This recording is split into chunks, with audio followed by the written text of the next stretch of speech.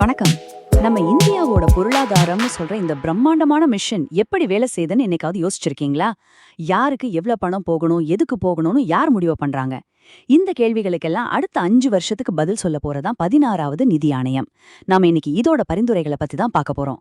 இது வெறும் நம்பர்ஸ் பத்தின விஷயம் இல்லங்க. நம்ம நாட்டோட எதிர்காலத்தையே தீர்மானிக்க போற ஒரு முக்கியமான வழிகாட்டி. குறிப்பா போட்டித் தேர்வுகளுக்கு தயாராகிறவங்களுக்கு இது ரொம்ப ரொம்ப முக்கியமான ஒரு பகுதி. இந்த கேள்வியை ஒரு நிமிஷம் யோசிச்சு பாருங்களேன். 140 கோடி மக்கள், விதவிதமான தேவைகள், இதையெல்லாம் ஒரு அரசாங்கம் எப்படி சமாளிக்கும்? இங்கதான் நிதி ஆணையத்தோட வேலை ஆரம்பிக்குது. ரொம்ப சிம்பிளா சொல்லணும்னா, ஒரு பெரிய கேக்க வெட்டி மத்திய அரசுக்கும் மாநிலங்களுக்கும் எப்படி பிரிச்சு கொடுக்கறதுன்னு சொல்ற ஒரு முக்கியமான வேலை தான் இவங்களோடது. சரி, இன்னைக்கு நாம என்னென்னலாம் பார்க்க போறோம்னா, முதல்ல இந்த நிதி ஆணையம்ங்கிற நடுவர் யாருன்னு தெரிஞ்சுக்க போறோம். அப்புறம் எல்லாரும் பேசிக்கிற அந்த 41% அப்படிங்கிறது என்னன்னு பார்ப்போம். அதுக்கப்புறம் மாநிலங்களுக்குள்ள நடக்கிற அந்த பெரிய விவாதம், மானியங்கள், சிறப்பு நிதிகள், கடைசியா அரசாங்கம் எப்படி செலவு பண்ணணும்னு இருக்கிற ரூல்ஸ் பத்தியும் பார்க்க போறோம். வாங்க ஆரம்பிக்கலாம். ஓகே, நம்மளோட முதல் நிறுத்தத்துக்கு வந்தாச்சு. இந்த நம்பர்ஸ், பர்சன்டேஜ், இதுக்கெல்லாம் பின்னாடி இருக்கிறது யாரு? இந்த நிதி பகிர்வுங்கிற பெரிய ஆட்டத்தோட நடுவர் யாரு? முதல்ல அவரை பத்தி தெரிஞ்சுக்குவோம். நிதி ஆணையத்தை ஒரு பெரிய கூட்டு குடும்பத்தோட கணக்காளர் மாதிரி நினைச்சுக்கோங்க. ஒவ்வொரு 5 வருஷத்துக்கும் ஒரு தடவை குடும்பத் தலைவர், அதாவது குடியரசுத் தலைவர், நம்ம மொத்த வருமானத்தை எப்படி எல்லாருக்கும் சரியா பிரிக்கிறதுன்னு கேப்பாரு. அப்போ இந்த கணக்காளர் யாருக்கு தேவை அதிகம், யார் குடும்பத்துக்காக நல்லா உழைச்சாங்கன்னு எல்லாம் பார்த்து ஒரு கணக்க சொல்வாரு. அதுதான் நிதி ஆணையத்தோட வேலை. அந்த கணக்காளர் 2 முக்கியமான விஷயங்களை செய்வாரு. முதல்ல வெர்டிகல் டெவல்யூஷன், அதாவது செங்குத்து பகிர்வு. மொத்த வருமானத்துல பெற்றோருக்கு, அதாவது மத்திய அரசுக்கு எவ்வளவு, பிள்ளைங்களுக்கு, அதாவது மாநிலங்களுக்கு எவ்வளவுன்னு பிரிப்பாரு. 2வது ஹாரிசாண்டல் டெவல்யூஷன், அதாவது கிடைமட்ட பகிர்வு. இப்போ பிள்ளைங்களுக்கு ஒதுக்குன பணத்தை ஒவ்வொரு பிள்ளைக்கும் அவங்கவுங்க தேவைக்கும் பங்களிப்புக்கும் ஏத்த மாதிரி எப்படி பிரிச்சு கொடுக்கறதுன்னு சொல்றது. இந்த 2 தான் நிதி பகிர்வோட அஸ்திவாரம். இப்ப அந்த முதல் கேள்விக்கு வருவோம். மத்திய அரசு கிட்ட இருந்து மாநிலங்களுக்கு எவ்வளவு பணம் போகுது? இதுதான் எல்லா விவாதத்துக்கும் ஆரம்ப புள்ளி. அந்த மேஜிக் நம்பர் என்னன்னு பார்க்கலாமா? இதோ அந்த நம்பர் 41%. அப்படின்னா மத்திய அரசுக்கு வரியா வர்ற ஒவ்வொரு 100 ரூபாயிலையும் 41 ரூபாய் நேரா மாநிலங்களுக்கு போயிடணும்னு இந்த ஆணையம் பரிந்துரை செஞ்சிருக்கு. இது ரொம்ப பெரிய தொகை. மாநிலங்களோட வளர்ச்சி திட்டங்களுக்கெல்லாம் இதுதான் ஆதாரம்.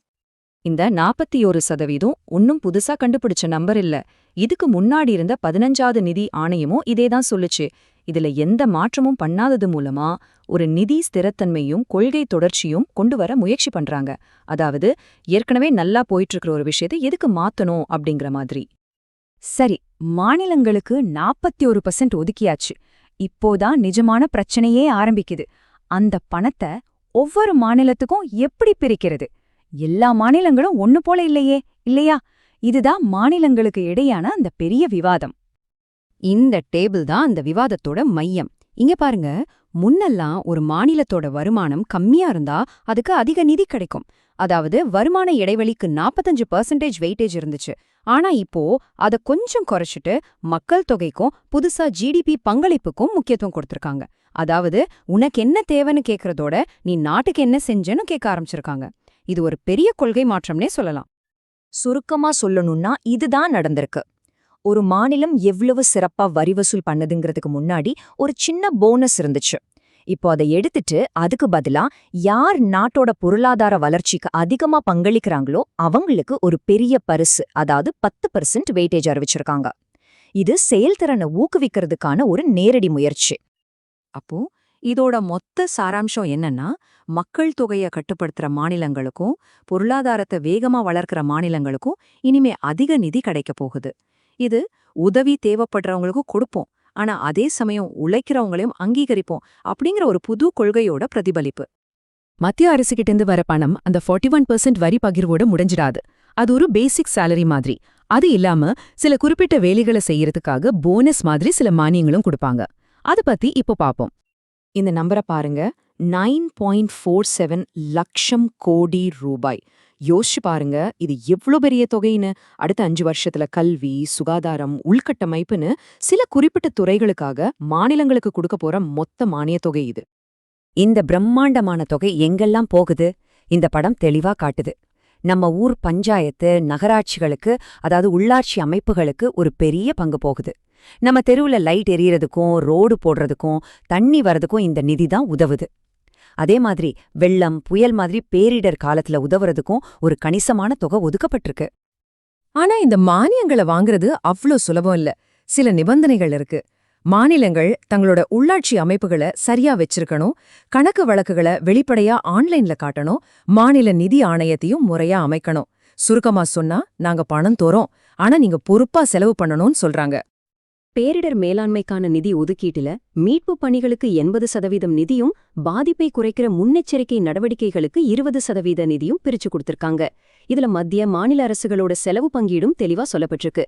குறிப்பா இந்த 90:10, 75:25 விகிதமெல்லாம் போட்டித் தேர்வுகளுக்கு ரொம்ப முக்கியம். நல்லா கவனிச்சுக்கோங்க.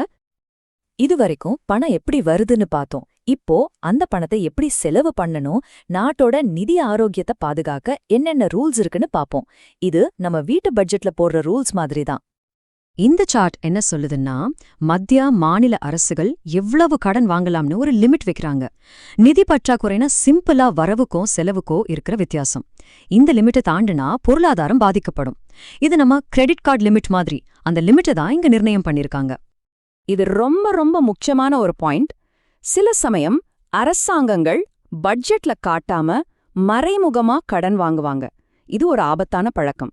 அதனால நிதி ஆணையம் என்ன சொல்லிருக்குன்னா, இனிமேல் இந்த மாதிரி மறைமுகமா கடன் வாங்கவே கூடாது. வாங்குற எல்லா கடனும் வெளிப்படையா பட்ஜெட்ல தெரியணும்னு ரொம்ப ஸ்ட்ரிக்டா சொல்லிட்டாங்க. இது நிதி ஒழுக்கத்தை நோக்குன ஒரு பெரிய படி. ஆக ஒட்டுமொத்தமா நாம பார்க்கும்போது 16வது நிதி ஆணையத்தோட பரிந்துரைகள் செயல்திறனுக்கு அதிக முக்கியத்துவம் கொடுக்கற ஒரு புது திசையை நோக்கி இந்தியாவை நகர்த்துது. இதுதான் நாம இந்த பகுதியிலிருந்து எடுத்துக்க வேண்டிய முக்கியமான செய்தி. இந்த விளக்கத்தோட இறுதியில இந்த கேள்வியோட உங்களை விட்டுட்டு போறேன்.